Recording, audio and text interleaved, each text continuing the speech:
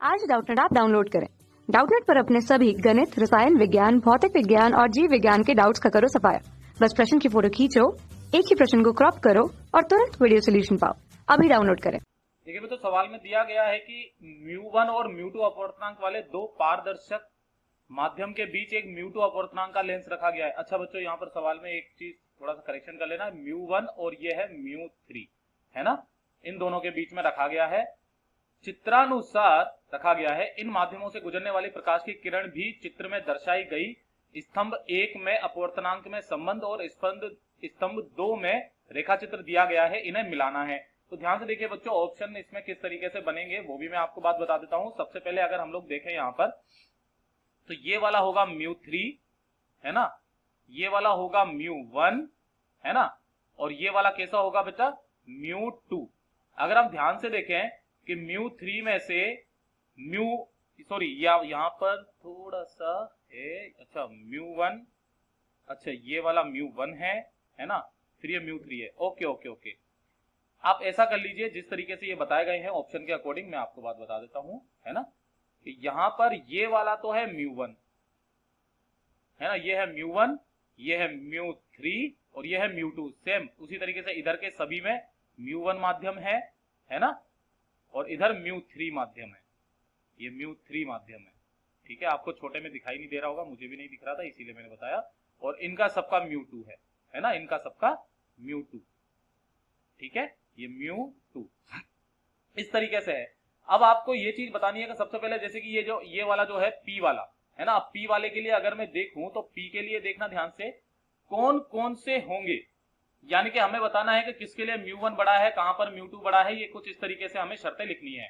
अगर मैं इसके लिए लिखूं तो ध्यान से देखिए, μ1 से जब ये μ2 में जा रहा है तो ये थोड़ा सा नीचे की तरफ मुड़ रहा है ना, यानी कि जो μ2 होगा वो बड़ा होगा μ1 से, यानी कि जो μ2 होगा वो बड़ा होगा μ1 से, है ना। और दूसरा चीज है कि जब ये इस वाली सतह से बाहर निकल रहा है तो एकदम सीधा सीधा निकल रहा है, सीधा सीधा निकल रहा है, मतलब इन दोनों का अपवर्तनांक यानी कि μ2 बराबर क्या है, μ3 है। तो यहां से हम लोग ऐसे लिख सकते हैं P के लिए कि μ3 बराबर μ2 और ये बड़ा होगा μ1 से। इस तरीके से हमें सबके लिए लिखना है। ध्यान से देखिए, P के लिए तो ये हो गया। अब मैं अगर बात करूं Q के लिए, तो Q के लिए देखो किस तरीके से लिखा जाएगा। सबसे पहले अगर मैं μ1 से μ2 में जा रहा हूं तो ध्यान से देखिए, इस वाली सतह से ये अभिलंब से दूर की तरफ जा रही है, दूर की तरफ जा रही है, मतलब कि μ2 जो है वो विरल है ना, और μ1 क्या है, सघन है। तो हम लोग ये चीज कह सकते हैं इसके लिए।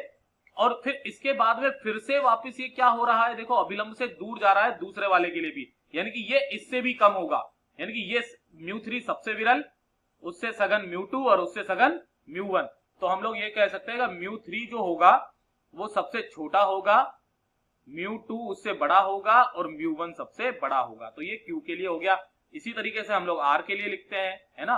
तो देखिए R के लिए क्या हो जाएगा, जब ये μ1 से μ2 में आ रहे हैं, अच्छा यहाँ पर अब की बार जो है सतह बदल गई है, अब सतह बदल गई है, मतलब कि यहाँ पर अब की बार अवतल सतह आ गई है। अवतल सतह से ये वाला इधर की तरफ में मुड़ना, मतलब ये इस तरीके से ऊपर की तरफ मुड़ना, मतलब किधर है, अभिलंब की तरफ मुड़ना, यानी कि μ2 बड़ा होगा μ1 से, और फिर उसके बाद में ये एकदम सीधी सीधी निकल रही है। तो यहां से हमें पता चल रहा है कि μ2 बराबर है μ3 के, है ना, लेकिन ये बड़ा होगा किससे, μ1 से। तो ये R के लिए हो गया। अब उसी तरीके से अगर मैं इसको करूं PQR, अब करूंगा S के लिए, है ना। तो देखिए ध्यान से, S के लिए अगर हम लोग करते हैं तो S में देखिए ध्यान से, ये वापस से ऊपर वाली सतह के जैसे ये, इसकी जैसे ये, इसमें भी, यानी कि अब की बार ये नीचे की तरफ मुड़ रहा है, यानी कि μ2 विरल है, μ1 सघन है, और फिर ये नीचे की तरफ मुड़ रहा है।